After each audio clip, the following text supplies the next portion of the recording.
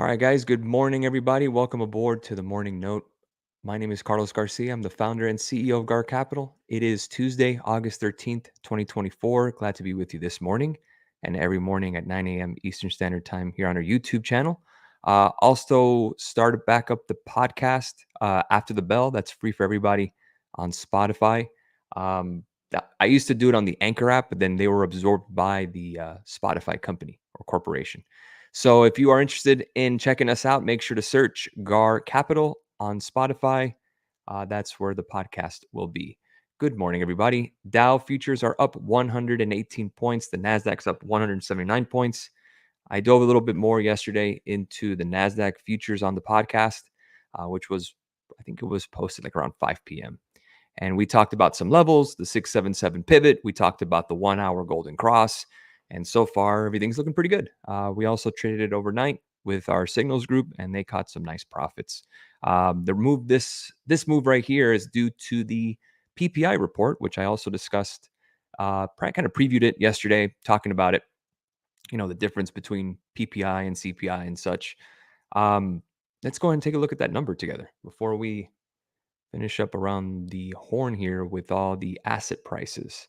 Okay, this is from the live market blog. If you are interested in joining up in our Discord channel, this is free for everybody. Make sure to click or look at the details scrolling at the bottom of your screen. PPI month over month actual 0%. Let's see here. Forecast is 0.2%. The previous was 0.4%. So remember, core PPI means excluding auto and gas. You also have the month over month actual. This is the headline number, non-core, let's say, 0.1% versus the forecast of 0.2%. The previous was 0.2%, so that's a beat. PPI year over year actual on the core basis, 2.4%. The forecast was 2.6. That's a beat, meaning we wanted lower than what expected. Excuse me. And then the PPI year over year actual in terms of the headline number, non-core, 2.2%, forecast of 2.3%. So that's really good news. Obviously, the market is cheering. What does this mean? Again, let's not do correlations now that low PPI means a low CPI. They are not going to be that interconnected. You may get a little bit of a hint, but I wrote this as well on our watch list and charts. And I wrote here the best case scenario on NASDAQ, 18,876. Again, that was the strong reaction to PPI. That's what I was expecting. Talked about it on the podcast yesterday. So again, that's going to be the focus. But we have seen the opening bell candles be rather ugly. That pullback immediately right around 9:30 where people start taking profit. So the concern I have is that we overshoot 876 and then we tag 18,900. That is the 100-day moving average, and then it will reject based on a ultra optimistic or very optimistic expectations for CPI because we had a good PPI, and then we'd sell off. So yes, this is great news. Don't get me wrong. Let's take a look at the NASDAQ. You can see, starting to test that support before. Now it's turning into resistance. So 876 is still a very key number, key price that we're looking for. And that, again, is right near the 100-day moving average, right at 903. So the only concern I have is that we get there. People are going to be very ultra optimistic ahead of a CPI that we don't know the details yet because it'll come tomorrow. And then we'll pull back and probably get back to around the 677, possibly even 600. So, the PPI being great, don't get me wrong, that's great news, but we still haven't opened yet. It's still pre-market, so we'll see what we get. The VIX this morning, 1980. That's below 20. We want that. Let's see if we close below 20 today. The dollar index at 103.04. Let's see if we can break below 103 and start looking at the 102 handle. 3.875% on the 10-year Treasury bond. That's the yield. So that is down this morning. That's good news. But the also thing that we have to watch in terms of the bond market is that it's kind of giving us a hint at what's possible in terms of the Federal Reserve and their rate cuts.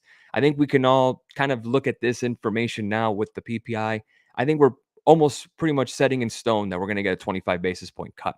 Now, really dependent on tomorrow on the CPI number, depending on how good or bad it is. Will it be 25? Will it be 50? 50 being very optimistic. That remains to be seen. So again, there's always something to worry about. There's always some kind of concern out there. We'll see what we get when we get there. The Russell, again, small caps, talked about that as well this weekend, pushing higher on a good PPI number. And we're starting to get back into this setup that we've had before. Remember, we had this flag, push higher, and now we're testing this uh, upside triangle or upside wedge, whatever you want to call it. 2147 would be the next intermediate target or longer range target. We're right at the 100-day. Let's see if we can get to 2111. That is the 50-day moving average. So some good technical moves here.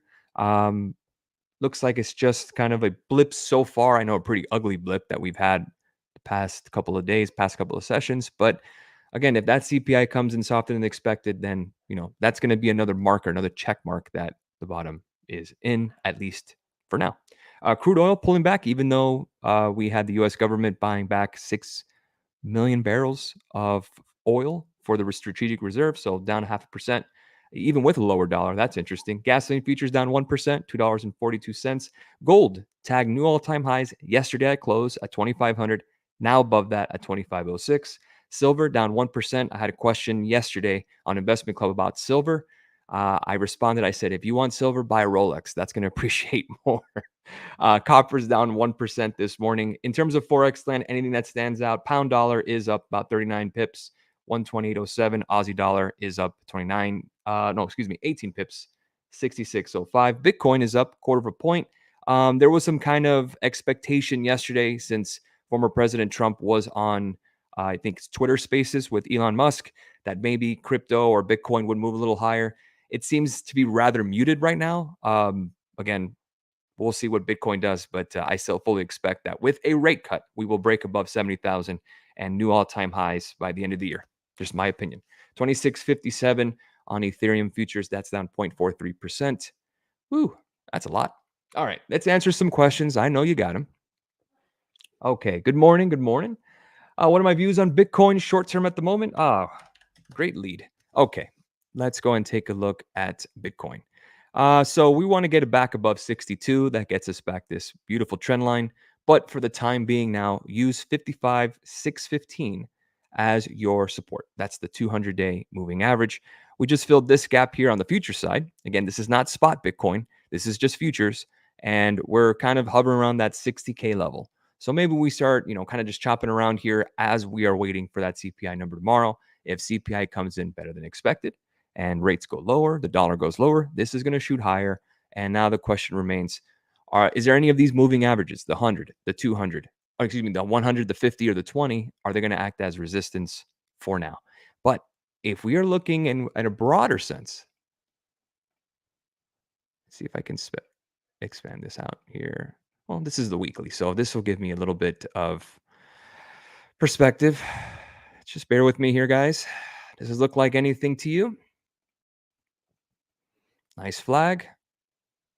Getting ready for a pop. So what I'm expecting is that if Bitcoin can get back above 70K, this is a nice flag pull, nice push higher. So I am bullish on Bitcoin, obviously towards the end of the year with softer, meaning softer financial conditions, softer meaning easier to lend, easier to borrow. Well, easier to borrow, not easier to lend, excuse me. Give me a stock to trade. Ooh, okay, let's do it. Let's take a look at NVIDIA. That's a name I talked about this weekend. And we're right below the 20-day moving average. Well, actually, we're above that now. So the next level I have is 115. If 115 can break, that gets you above the 20-day. You have a gap to fill at 121. Only issue, Gustavo, is that you have earnings on the 28th of August. So those premiums might be a little juiced, meaning a little more expensive due to the implied volatility. But NVIDIA should be on your radar. Okay. I do expect us to move higher as we filled this downside gap at 97, or was it 96.45 or so. Let's take a look at Palantir. I got into Palantir yesterday on calls, and that thing reversed on me rather quickly. You can see this ugly candle here, but I do expect it to bounce as it is pre-market with the good PPI number. Let's see if we get back above 30. And the real thing I'm watching for on Palantir, guys, is this gap fill here at 31.28. We have not filled it yet. It's back from 2021 February 2021. That's the gap that we're looking to fill. Again, upward movement, consistent volume. Palantir's in demand. We're looking for 31.38. That's the target on it. And you're welcome, Gustavo. Okay. So I think about anything else here. Get back to this. Let's take a look at Amazon together. Amazon moving higher as well, very similar to this, the NASDAQ. Take a look at this. Pretty similar price action. So NASDAQ and Amazon kind of moving in tandem. If the NASDAQ moves higher, Amazon will move with it. And if you look at Amazon as well, there is a gap to fill from the latest earnings. So we're right near testing the 200-day moving average. Let's see if we recapture that. And if you do, I do expect Amazon to move higher. That would be a very great place to add some Amazon if you wanted. All right. So I will talk about all the markets action, or at least the condensed version of it, later on today after the bell. And it's going to be a quick listen. If you want to listen to the latest episode, I posted it yesterday. I'm trying to keep it within the 10 to 15 minute window. Just a quick listen while you guys are in the car, or listening at home, hanging out, at the gym, or what have you. Again, just going to give you the update of what we're seeing in terms of stock market action. Is Nike here to buy or hold? Let's see. All right. So we got a lot of things to look at in terms of Nike. Let's go as way back as we can. So we could start drawing trend lines all day if we like. So we can go back from here. You can see there's two really kind of main trend lines. You have one trend line from, what is this, 2008 that retested right around 2014 and is still holding up. So you can see through here, a little easier to see that at least if we can hold above 68.15, then this is one of those names where uh, when it's time to buy, you won't want to. From Walter Deemer. It's an ugly name, but let's see if maybe a hedge fund, maybe there's a turnaround, maybe there's a big company that gets in, or a hedge fund corporate raider comes in and starts shaking up management, cutting expenses. Who knows? I don't know if about any mergers or anything, but if you're just looking at just pure price action, 68 to right around 67 is your buy zone. You're up about a buck today.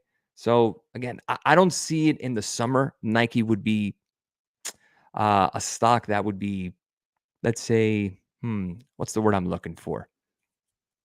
Let's say, make it easy, wanted or in demand. Now, Nike is going through now the season of back to school. So maybe the next earnings call, which I believe would be maybe in about a couple, maybe 4 or 5 weeks. They're usually on the back end right around Micron's time when they report. Let's see in terms of their inventories. Do they have to liquidate anything? How are those margins? But we're getting closer to the fall and winter seasons. That's football season. That's kids and sports.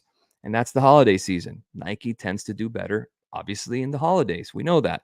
So are we getting point where maybe Nike starts getting a little bit attractive at these levels? Let's say if we're at 70 or 68. Yeah, I could see where, some traders would be positioning themselves ahead of the holiday season.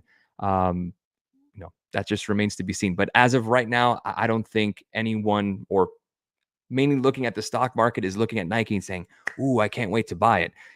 In comparison to a name like Nvidia, which has absolutely got hit and now is bouncing back off a key level of support on that gap fill. See, this would be more in demand than it would be Nike. I know not apples to apples, but again, in comparison to two companies that, Nike has been there forever and done great things. It's a Dow component. Nvidia is still aggressive growth. So not a good comparison. But in terms of, let's say I'm calling you and I'm a broker and I say, hey, do you want to buy Nike at lows not seen since 2000 and whatever, or Nvidia that, hey, it's on discount, it's at 109 now, as an example, it was at 140. I think the Nvidia would be an easier sell to buyers than Nike would be. And I think that's where you're kind of seeing the price action. Remember, prices fall looking for buyers. If there's no buyers, the price is going to keep falling. And inversely, if there's not enough people to sell stock, prices go higher. Supply and demand, always. Would I consider Mara calls now or wait? Mara got hit on this one. Yeah, you're gonna have to see if this gap fill at, well, that has already been filled. If you break below 1370, that's where things get ugly on this name. But look at this. This is just back and forth. It looks like a heartbeat. So I would wait on that. Let's take a look at Bitcoin. I think I know what you're trying to do. I think you're looking for a Bitcoin proxy. And even BITO, with Bitcoin moving higher, BITO is kind of screwy too. So let's see if we can get above 20 on BITO and see if there's any volume there. But in terms of like the Bitcoin proxy Mara and BITO or coin, it's very wishy-washy. It's not one for one the way we expect, like if we're on Bitcoin futures. Take a look at this. Again, we talked about that flag. Does BITO have that flag? Kind of, but it's a little more, let's say a little more violent to the downside than Bitcoin futures, let's just say. Hello, Google. GOG. This is because I use this chart here. So we're getting near support, very similar to this guy. Microsoft, talked about that yesterday. So Google, I expect a bounce on Google. Just hold 155. That's your 200-day. But I do expect Google to move higher. The shorter term price target, I would say maybe the next 90 days would be around 178.08. Okay. We talked about Nike. We just talked about Nike. Starbucks, they just got a new CEO. The CEO of Chipotle was plucked from them, and now it's Starbucks. So Starbucks on the move. 83.45 was my alert. It has a gap to fill at 87. That's going to fill. So just going to take that out. And all it did was fill this earnings gap from April. Has anything really changed other than a new CEO? Yeah, that's a good thing, I guess. But we have to see if this initial price reaction does it sustain. And again, you can always get that big pop early in the morning and then it just reverses, pull back down. How do I know that? One guy did it to me yesterday, Palantir. So learn from me, please. All right, we'll go ahead and leave it there. Have a great rest of your morning, and I will see you guys later this afternoon for the podcast. Hope you guys give it a listen, and we'll see you then. Cheers.